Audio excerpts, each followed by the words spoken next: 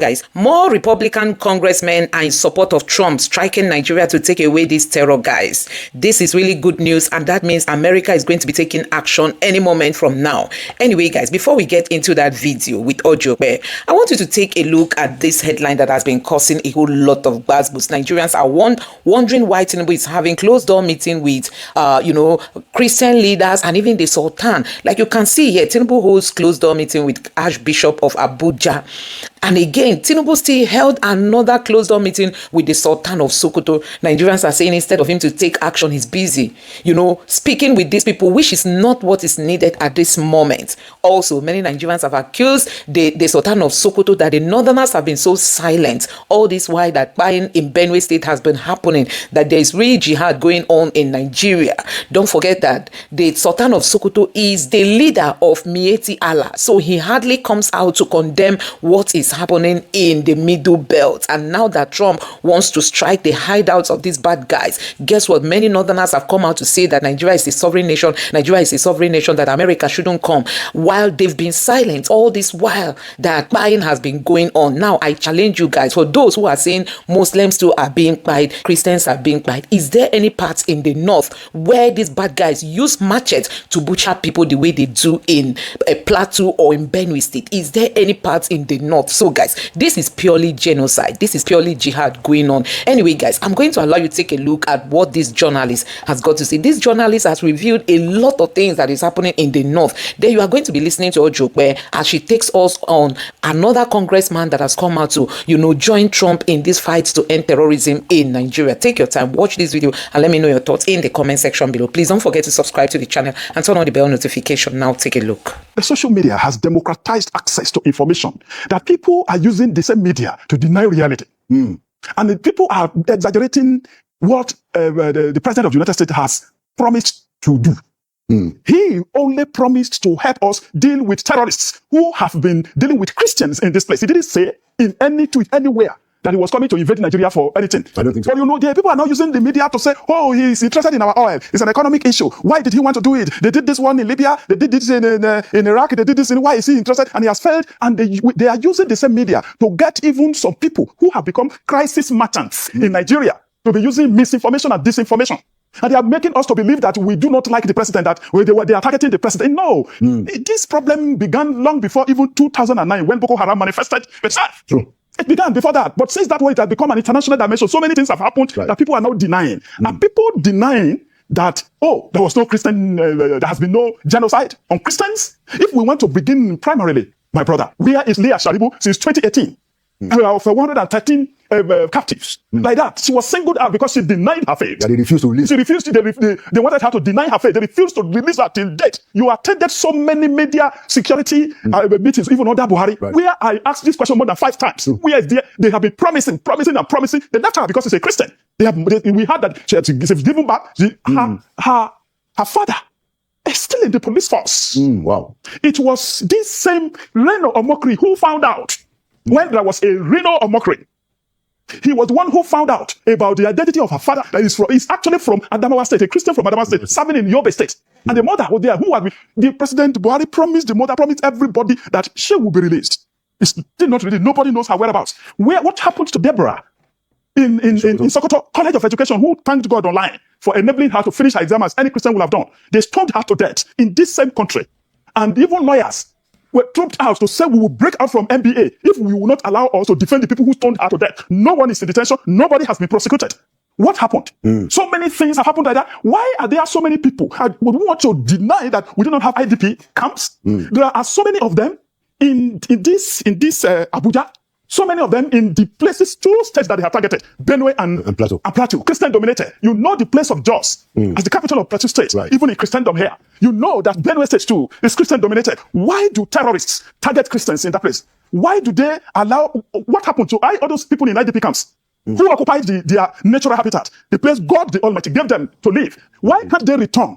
Who are the people occupying those places? So this thing is so complex, but as a journalist, We are not allowed to do contextual reporting of all these things, to bring out facts of those people, the villages they have destroyed, people they have killed. There are videos of pregnant women they have killed. They shattered the pregnancy, and all those things. They say nothing happened here. So these are issues. I think it's not about President Bola Ahmed Tinubu. He inherited all this problem. He began in earnest in 2009 when Boko Haram story became international. Yeah. But since that time, a lot of things have happened. Then our armed forces, we know their capacity. But you look at the budget of this 6.5 trillion, even in this year's budget, suddenly the defense budget takes the lion's share of our budget at a time. Over 12%. Yes, over 12%. That we need this one for critical infrastructure. There's somebody somewhere, president of the United States of Republican Party, and you know their principles. They are conservative people. Right. They were the people who influenced even the writing of their constitution, and the constitution they put in God we trust. So they don't deny it. That is what they defend wherever Christians are traumatized, are molested, anywhere in the world. And he has said this one, no, this one we have had. You know, you recall that even in 2018, right, or thereabouts, even it was President Buhari himself who revealed in a private meeting he had with President in his first term. That was the first time, yes. First time. That we had that they are slaughtering Christians in your country. He said, no, sir. It was President Buhari himself who revealed it. It didn't start yesterday. Why are they denying this thing and saying that we should not take out terrorists in this way, that we should negotiate with them? Where in the world will you bring terrorists that you say you are looking for to be negotiating with them, to hold meeting in their gun? Who approved the guns they carried to meeting in Katsina for them? This is our country. It's not about President Bola Ahmed Tinubu. He has tried all that he can do to end this thing. We have seen revelation where people were talking about how the then president, Goodluck Jonathan, brought in machinery and he was trying to finish the job. And they stopped him because they didn't want crisis merchants in this country, and people who do not love this country are denying reality. Okay, so Mr. Oloja, we also have inside information, although we won't mention names, that there are people in the Nigerian military who want to finish the terrorists, and that they were restrained by political appointees in this government. It's been reported, for instance, that there was a time they almost got Bello Turji within their range, but they were altered, and several other instances like that. What that tells me is that it's either there is no courage or sufficient courage inside government, or there is collusion. How can the president solve that situation? Because we can't have two sets of standards. So we are saying in the media, we are saying through this medium that Mr. President should summon up courage, should have the political will to discern this fact that there are some people who do not want these crises to end. I call them, what others have called them, crisis merchants. I do not believe that we do not have capacity in the military to crush this. We have had this thing you are saying, that a particular security chief insisted that these people must be crushed, and that there is another superior person who is trying to protect a territory and a race. Because the president will not like this thing to end, and then Mr. President, who is a politician who also will face re-election, he is trying to buy into it, and they have removed a particular security chief that we have had. This is Nigeria. This is about our country. Because that person is insisting that these people must be crushed. And now another person is saying, no, let us negotiate with them. They listen to Sheikh Gumi, who is saying that we should be negotiating with them, who is always sitting down with them. This is the same Sheikh Gumi who went to Saudi Arabia. And they said that the man is a security threat. And then they didn't allow him to come and do his pilgrimage. They sent him back home. They sent him back home. And it is only in Nigeria that kind of person will be given media space to be repeating the fact that these terrorists are not bad people, that we need to negotiate with them.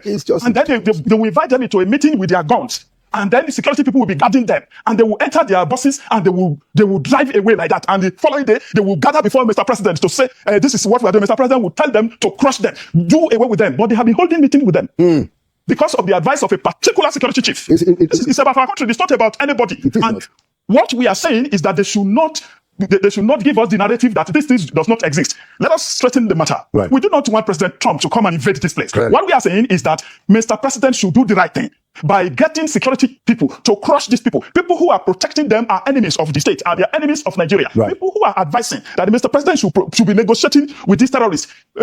Trump is saying that, look, enough is enough of crushing Christians like that with impunity. In a particular December, they burned St. Teresa Church in Abuja here, at the border here. They have burned so many churches in a war. They went there. Are there Christians that went to a war to invade the church and killed so many people? And so many churches like that where they have destroyed even all these assets, even and human beings in Benue, in Plateau, in so many other places in Nigeria like that.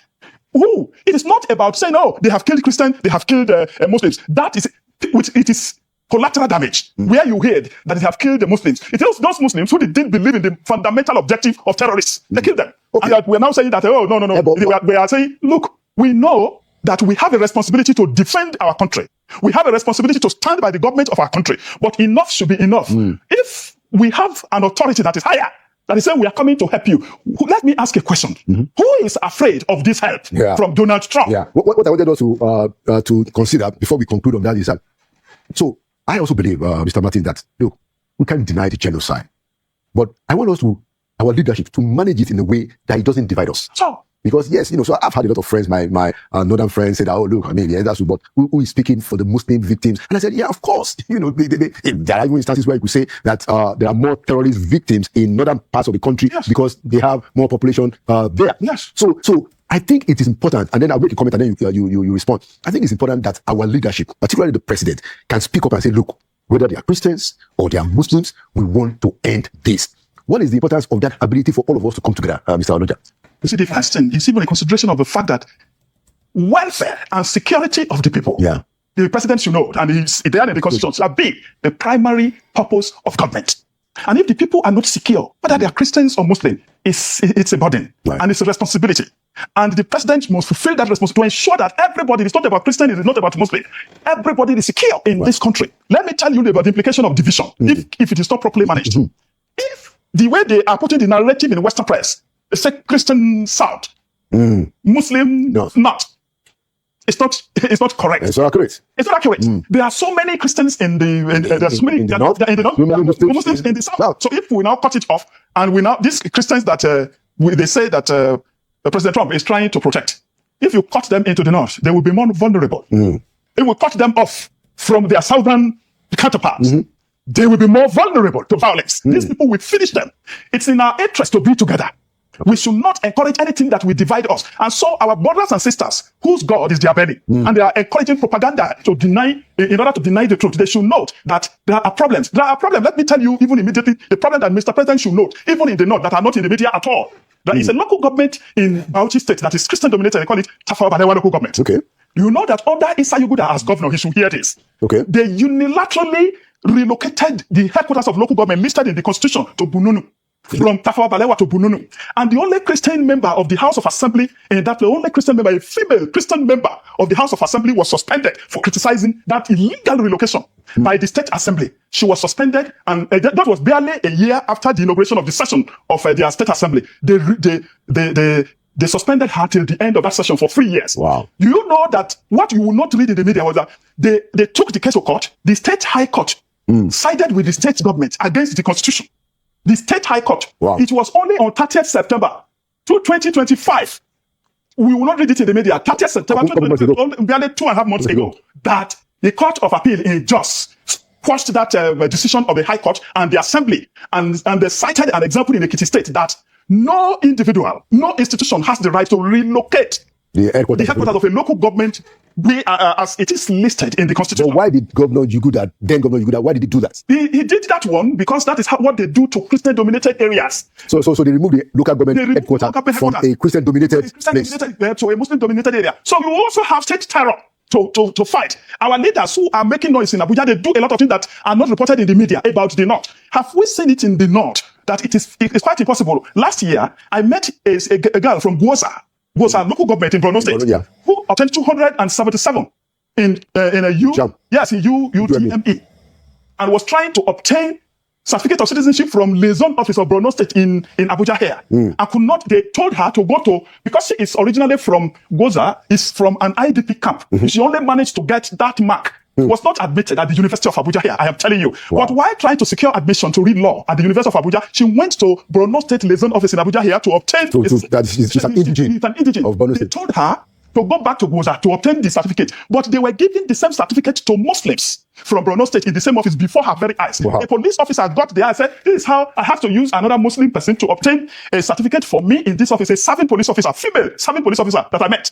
So there are so many issues. Most of the children of Christians from this northern state, this is a very complex issue. It is. Very complex issue. Most of these children of Christians from so many northern states cannot get admission to read medicine, law, or these computer science engineering courses, even if their parents, I have so many of them as friends, even if their parents are professors in certain universities, they changed one from medicine to Christian religious knowledge. Arbitrarily, these things are not in the media.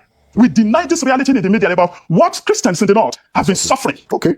We're continuing our coverage on the recent threat by US President Donald Trump to impose sanctions or take military actions in Nigeria over allegations of Christian genocide in Nigeria. Well, according to the New York Times on Thursday, the United States military has drawn up contingency options for potential and ground strike to intervene in Nigeria. The plan reportedly includes 3 levels of military options: light, medium, and heavy, all designed to be escalatory.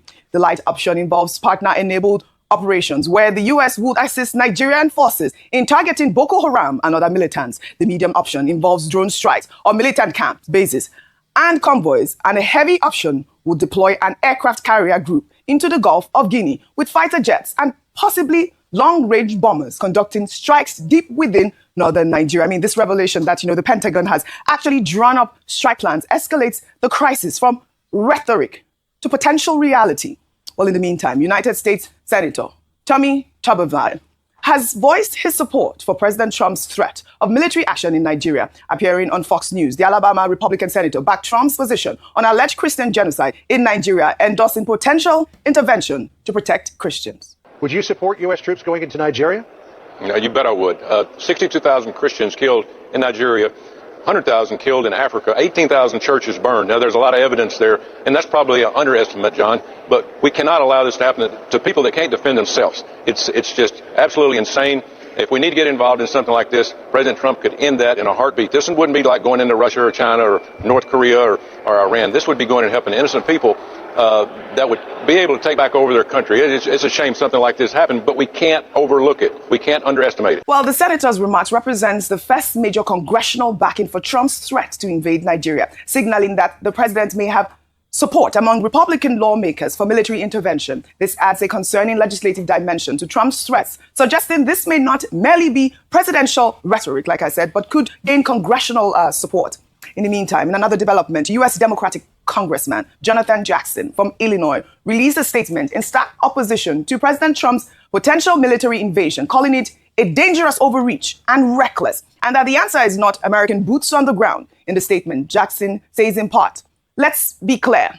The sudden interest in Nigeria's internal conflict is not about human rights or saving lives. This is the same administration that slashed humanitarian aid across Africa, now claims it wants to save lives through military action. Where was the urgency in Sudan, the DRC, or the Central African Republic, where hundreds of thousands have died and millions forced to be displaced?" Well, in that same statement, the congressman also added that, the path to peace in Nigeria must come through dialogue, dignity, and not domination, putting him, in stark contrast with, the Republican voices we have heard so far, which largely supports President Trump's potential plans. But we also have the conversation about the Sharia law and the blasphemy law, which is, almost embedded in the Constitution, in the Nigerian Constitution. I'd like for you to buttress that part of that Section 38 of the Constitution guarantees religious freedom for all Nigerians. And it says that no state, part of it is that no state must have a dominant religious. Nigeria is a secular state in essence. It means that if I'm a Muslim and I live in the north, south, east, south, I should be able to practice my religion without fear or discrimination. If I'm a Christian, as a Christian, I am able to go to any part of the country and practice my religion without fear, discrimination, or enticement or forcing for me to move away to another religion. Now, these are some of the issues that have now come off. And I've talked about it is high time we start to have these uncomfortable conversations, yes. OG. And I believe that this incident, sad incident, gives rise to also correct some things that have not been right. If you speak to a number of people living, particularly in the north, and I say this with all sense of responsibility, a number of Christians have talked about how some of these terrorist organizations who are termed as Islamic terrorist organizations, the Boko Haram, which is most prominent, actually target people who are not of the faith. So whether it be Christians or moderate Muslims. And that's why you can understand why many of them have talked about their churches being burnt, Christians dying, priests being kidnapped, a number of people targeting. If you recall during the last administration of El Rufai in Kaduna State, we know how polarized it was. Christians seem to not be protected at all, thanks to the governor Obasani, who is doing a lot of work in trying to reconcile fragmented relationships. So beyond this targeting of Christians. It's also the freedom to practice. OJ, in some parts of these areas, they say that when churches, the land is owned by the government, the state government, after 100 years, you can apply for it to be renewed. That there's some churches who go to apply, and there are some policies that silently target religious freedom in these areas. We haven't spoken up for these people. Many times we talk about people who, on certain days or certain religious festivals, we heard Professor Waro talk about that. We have killings in these areas. What does that mean? It means that people are afraid to actually fully express themselves. When you have a state where Sharia law is in operation, how can a Christian freely practice their religion in that area? These are the things that we need to start talking about so that we don't have this narrative of religious intolerance. Beyond that, we brought up the issue of Deborah Solomon in Sokoto State, Samuel, where people were afraid to speak out or speak up.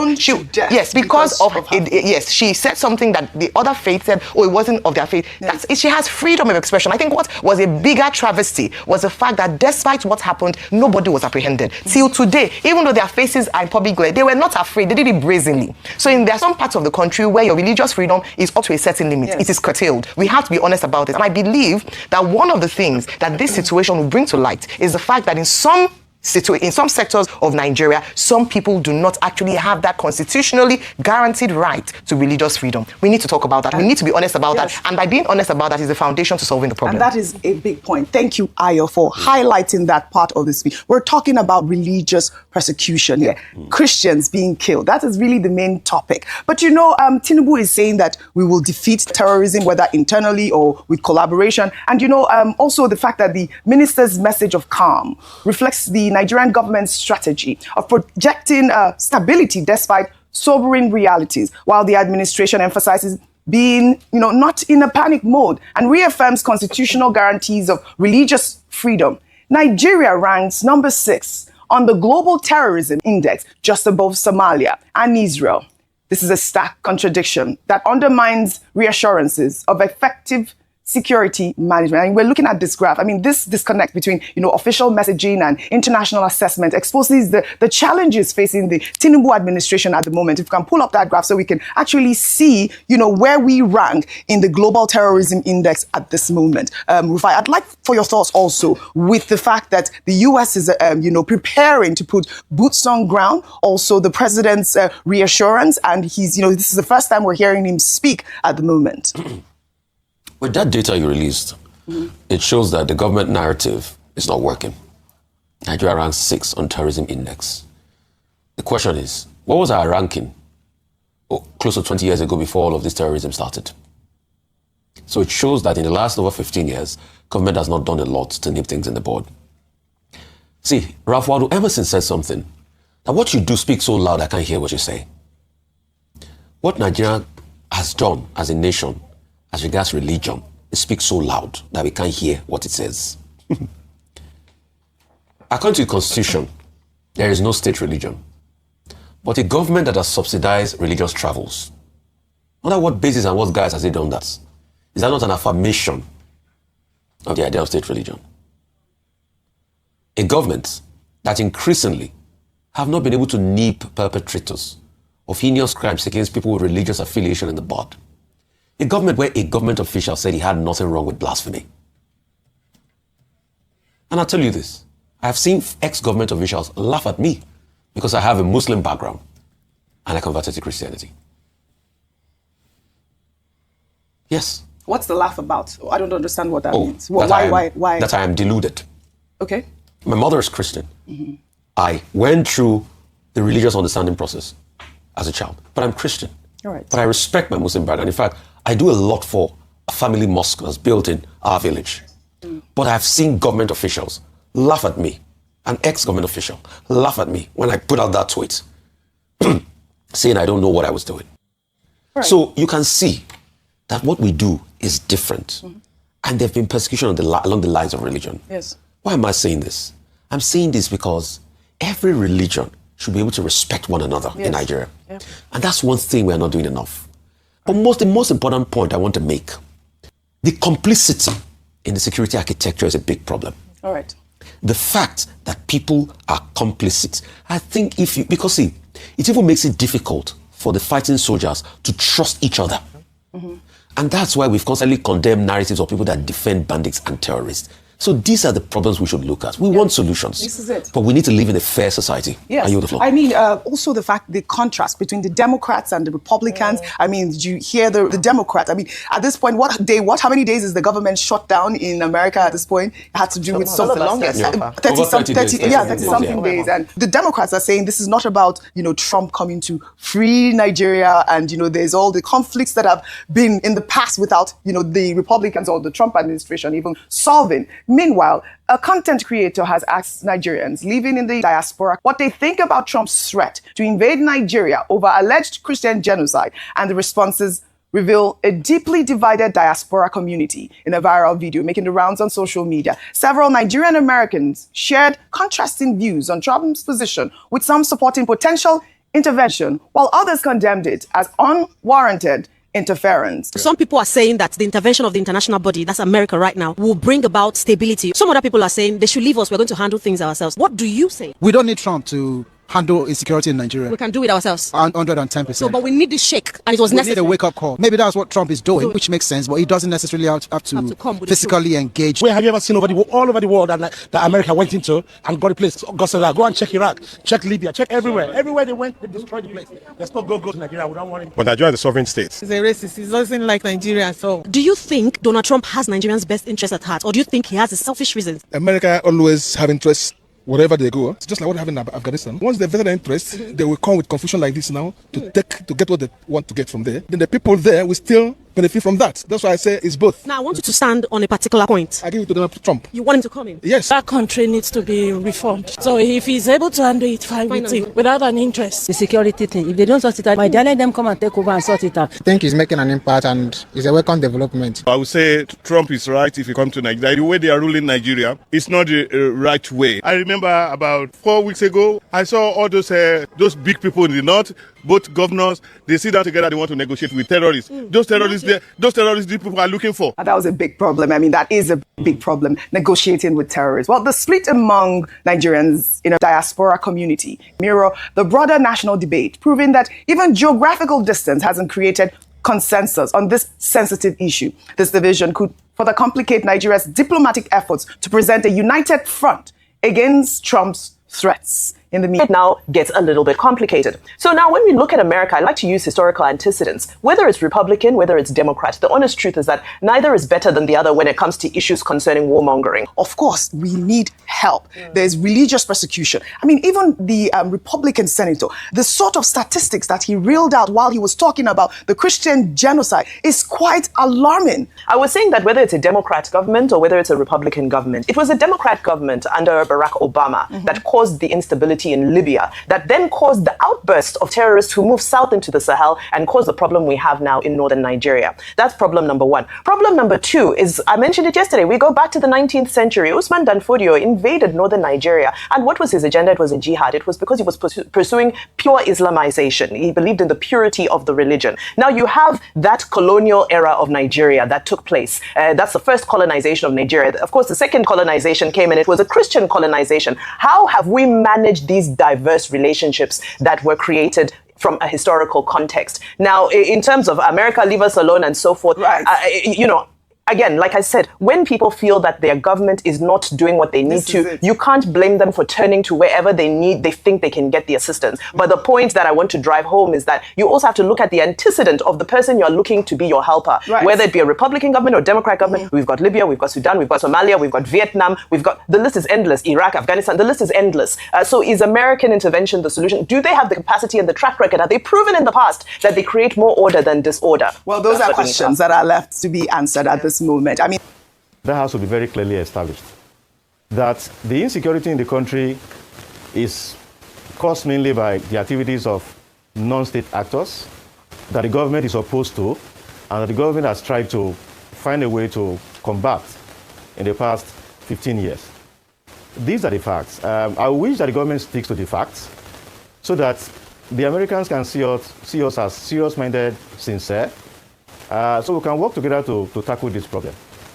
I have seen how government officials in the past couple of days and weeks have labored to explain the fact, to explain that targets, violence in Nigeria is not targeted against any particular group. It's just random. It kills everybody and all that. Let me put things in context. There are various groups attacking people in Nigeria and killing people, causing violence. Some of them are simply criminal terrorists, economic terrorists, who are killing everybody, kidnapping everybody to gain economic advantage. Those in Zamfara, Sokoto, and the rest who are trying to cordon off where we have gold and other minerals, creating insecurity to be able to have access to these things, they belong to this category. They don't have respect for anybody, they kill anybody along the line. But there are also groups that are targeting Christians. We must admit that. If we don't admit that, it will show insensitivity to Christians. It also shows lack of seriousness to tackle the problem. I mean, the attacks against people in Benue, in Plateau, Southern Kaduna, a whole lot of them are targeted against Christians. They kidnap priests, they kill them, they attack churches, burn them down, kill people. They choose religious holidays, Easter, Christmas, and attack.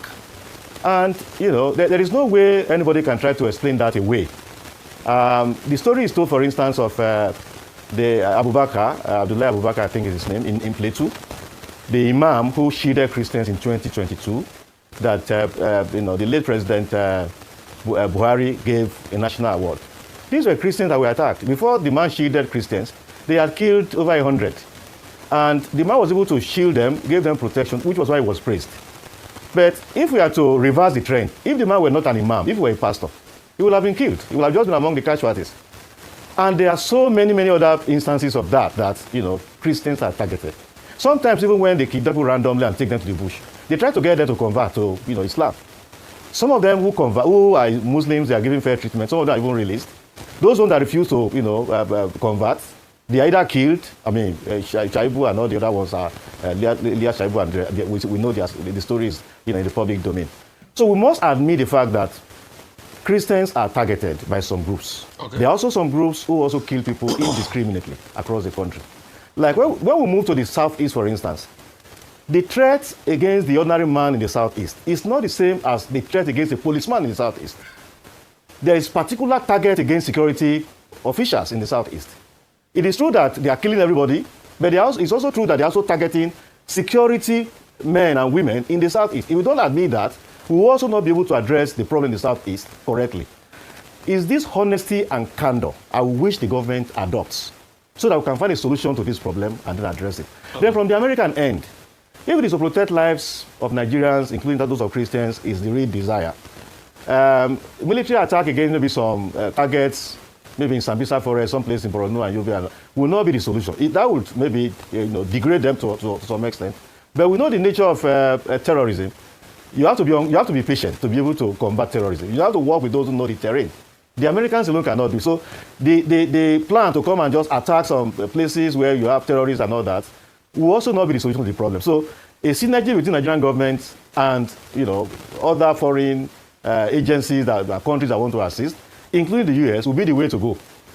Denial on the part of Nigeria is not the right approach. Okay. A random attack on the part of the US against some terrorist camps and just ending it there will also not be the solution. So okay. There has to be a way for the two sides to work together so solution can be found to this problem. Thanks, Prof. You said it all. It's just so shocking that those that started pushing the government propaganda are the same people that advocated for Leah Sharibu. And we know that Leah Sharibu, her only offense when she was taken away and kidnapped was that she was asked to change her religion, and she denied that plea from those people, or she denied that pressure, and she said she was going to stand with her religion, and that's only her offense. So is it shocking that those that advocated for Leah Sharibu then all of a sudden now have what we call selective amnesia and are the ones pushing the position of the government today as regards this issue? May God forgive us all, and may God let us realize that this is our earthly race. Heaven is priority. The next question I would like to ask you is, we sort of are in a catch-22 situation. The Americans have, explored three different angles they want to come in from. The limited approach, which I say, okay, probably will be the way forward. A coordinated attempt, to have the Americans work with the Nigerians. And that the other two approach, the medium and the heavy, will not work. Putting an aircraft carrier in the Gulf of Guinea and try to send fighter jets in here and try to send, missiles in here. It's not going to work. Even, the mild approach with drones hovering around, it's not going to work. Because even if you clear out hideouts, you still have to do a reconnaissance job. You know, if you bomb somewhere, it's not that everybody there is going to die. There'll still be some bandits that are running around to regroup. So you need to flush them. You need to do the intelligence work. But also in doing that, let's talk about the complicity. We've had many past leaders in the past that have said there's a complicity in the security architecture of this country. That there's been compromise. And there have been people that lean and have sympathy towards these criminal elements. How can we solve that problem? To my mind, that is the biggest of all the problems. By far, the most important issue to resolve. You recall that in 2014, in the aftermath of the kidnapping of the Chibok girls, there were actually efforts from the United States to try to assist Nigeria to rescue them. But when the plans were put in place, the Americans discovered that Boko Haram had what they were planning to do. They said there were reports that they were wearing gas masks and all that, and that would have made the operation ineffective. When you have an enemy within, it becomes a huge, huge problem. Well, I do not know how the government hopes to do that, because we have gallant military men who are committed. Sadly, some of them have died because of the complicity of some of their colleagues who gave information to Boko Haram and some other groups. There were times that you had successive ambushing of the Nigerian military, which was clearly arising from the information given by some of their colleagues to Boko Haram. It is one of the biggest problems, apart from maybe inadequate weapons and the rest of them. It's one of the biggest problems, because when you have an enemy within, then the capacity to achieve your objective becomes greatly limited. What I think government should do is, within the military rank, there should be a way, to identify these people. Maybe not all of them, and the ones they identify, they should treat them as their action as treasonous, and send them to military tribunal and probably execute them, if possible, to serve as a deterrent to those who have in mind doing such a thing moving forward. As we speak, just a couple of weeks ago, we had some military guys arrested for selling arms, supplying arms to terrorists. I mean, such people should not be treated with kid gloves. They should face military tribunal, and possibly they should treat them like coup plotters. Execute them. Let us see some action on the part of the government within the military itself. Then, when people see that, that will act as a deterrent. And then we'll have less and less of that. Then we'll begin to have some success. Added to this is... Professor Wura, we have some little ish at your end there. We'll fix it. We'll come back to you in a bit. We'll just fix it and come back to you.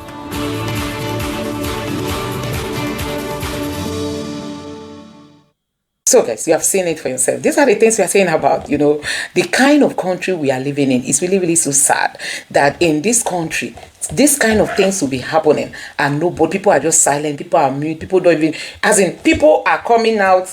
Have you wondered why some people, now Tinubu was meeting, Tinubu met with the Bishop of Abuja, the Catholic Bishop. Tinubu met with Sultan of Sokoto, and guess what? Nigerians have been lamenting, saying, what is Tinubu meeting on? Guys, many Nigerians have been wondering why in Nigeria we have multiple laws against the constitution of the country. It is in this same Nigeria that we have one law called Sharia law. It's in the same country we have another law called the Constitution of Nigeria.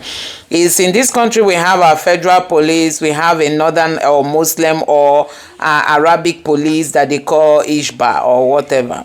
It's also in this same country that when men come out to say they buy people in the name of Allah to protect Allah or Muhammad, they must be let loose, So I don't know if you saw the video of a lawyer who was said to be the one championing that the guy who buy the full animal who tried to attack him on the farm. The lawyer is the person who is in charge, and he's insisting that, he should... that guy should be sentenced, Anyway, let's not even go to what is happening there now. There is information here that Reverend Ezekiel Dachomo is missing. I started seeing this information since yesterday. Some people say he has been kidnapped and his whereabouts is unknown. I was like, let me wait and see if I'll see videos on about his family coming out to authenticate the information. But I'm still seeing that they said that he has been kidnapped. Now let's see how people are reacting to see if we can get some information from here. Here, this person say has he released another movie? That's what this person is saying. Another person say, you don't bomb another church, terrorists. This person say, you can only say bad things to Muslim and Islam or to kill Islam. But all the hatred you for Islam, you will die with development of Islam there.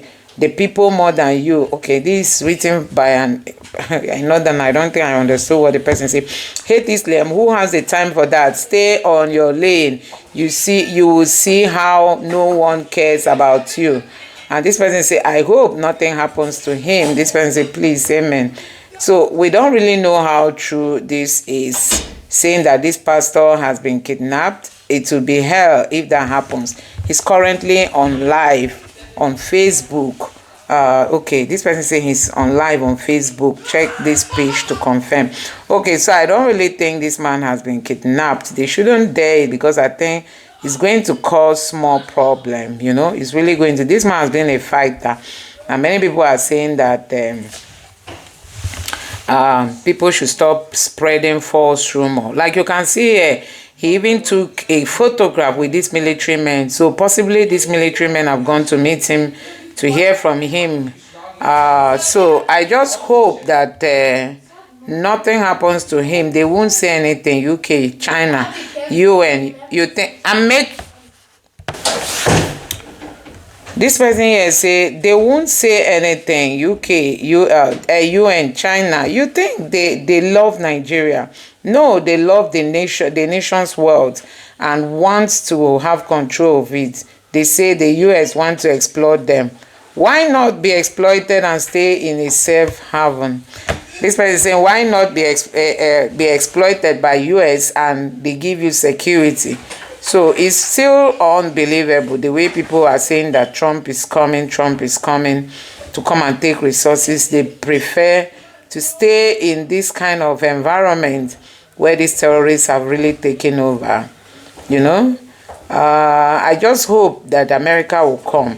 This person here says he knew his life was in danger, hence he made the last video saying they are coming from him.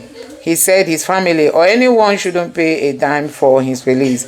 This man is a million times better than the so-called that the Jew and men parading the pulpit as men of God. And this one here says, Jesus, I just did a token transfer to his account on Sunday. Yeah, he is fine. He is fine. I don't think they kidnapped him. So guys, you know what that will mean. Dear Trump, NYC is not allowing Christians register for service this year. Their service is rejecting Christian application.